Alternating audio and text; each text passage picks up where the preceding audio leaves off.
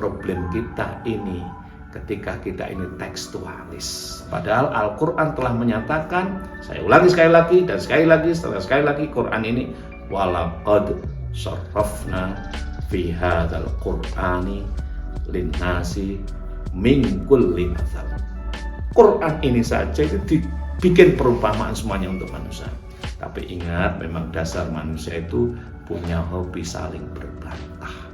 Dengan berbantah itu dia menjadi puas, dan puas itu adalah nafsu yang telah disetir oleh setan. Nah, oleh karena itu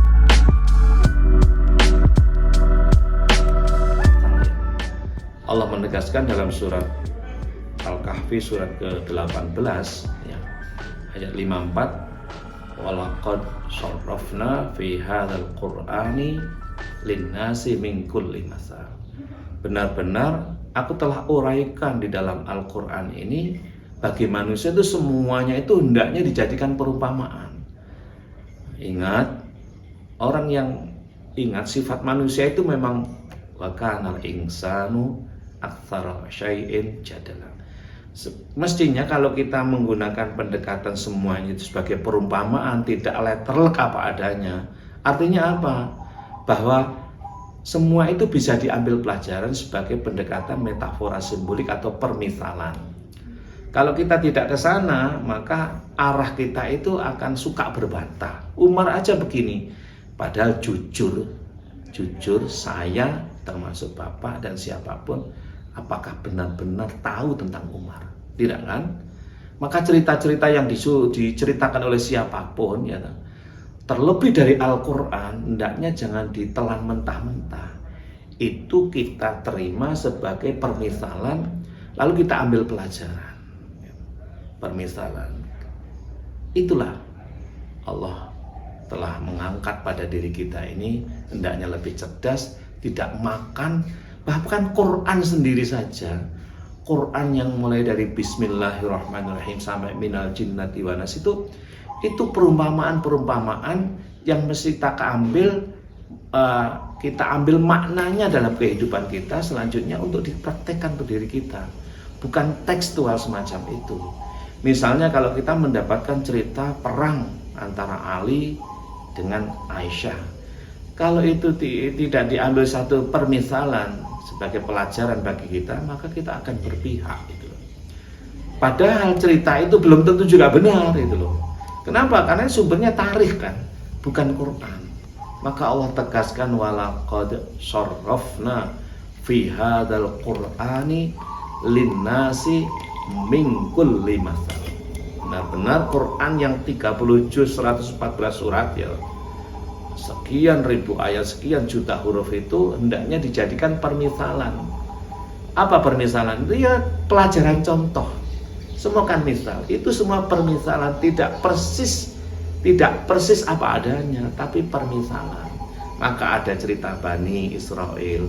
Jangan kamu benci Bani Israel, tapi bagaimana Bani Israel yang ada dalam dirimu itu kamu kendalikan. Ada cerita tentang Fir'aun. Jangan membenci Fir'aun. Sifat atau perilaku Fir'aunmu yang semena-mena itu jangan. Itu loh. Ada cerita Namrud misalnya. Ya jangan membenci Namrud. Dalam dirimu ada Namrud. Ada cerita setan. Dirimu ada setannya.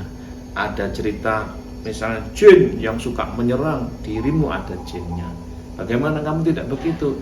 Ada sifat manusia yang suka mengeluh ya. Innal insana khuliqa halu'a idza massahu syarru jazua wa idza massahul khairu manu'a. Itu dalam surat Al-Ma'arij surat ke-70 ayat 19-20. Manusia dicipta diberi sifat suka mengeluh.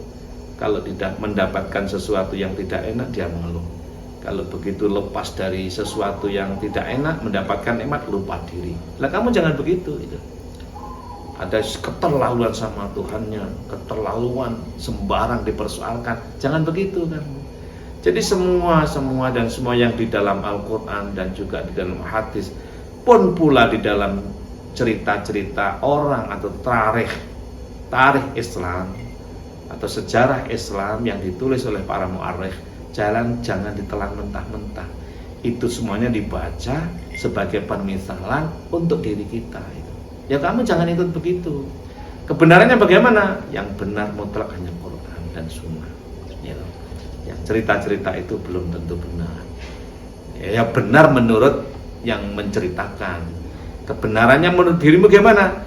Bila menjadi pelajaran untuk dirimu, menjadi permisalan untuk dirimu. Saya ulangi, walaqad sarrafna fi hadzal qur'ani walaqad sarrafna fi hadzal qur'ani linnasi min kulli masal wa kana al-insanu aktsara syai'in jadala. Itu surat Al-Kahfi surat ke-18 ayatnya 54. Benar-benar Quran ini saya uraikan semuanya adalah sebagai permisalan untuk kamu ambil pelajaran untuk dirimu. Tapi ingat, umumnya kamu ini suka berbantah. Lah ojo suka berbantah. Kemudian yang kedua ya, jadi misal, jadi Quran itu berisi permisalan untuk diri kita, untuk diri kamu, untuk diri saya.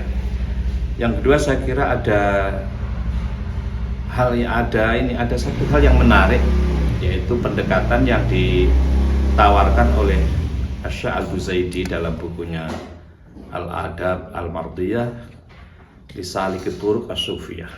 Beliau memberikan satu tawaran di dalam memahami Al-Quran dan juga memahami agama sebagai totalitas kehidupan kita. Ini dua pendekatan. Yang pertama adalah pendekatan literatur atau pendekatan dirosah, pendekatan literasi. Yang kedua, pendekatan wirosah, intuisi. Apa pendekatan literasi itu, atau pendekatan literatur itu, atau dirosi, atau dirosah itu?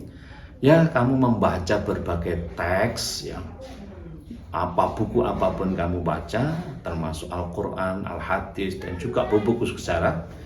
Tapi itu jangan cukup di situ. Yang kedua adalah wirosi, dikomunikasikan dengan intuisi kita. Apa wirosi itu? Wirsah itu ya ketajaman batin kita. Apa itu?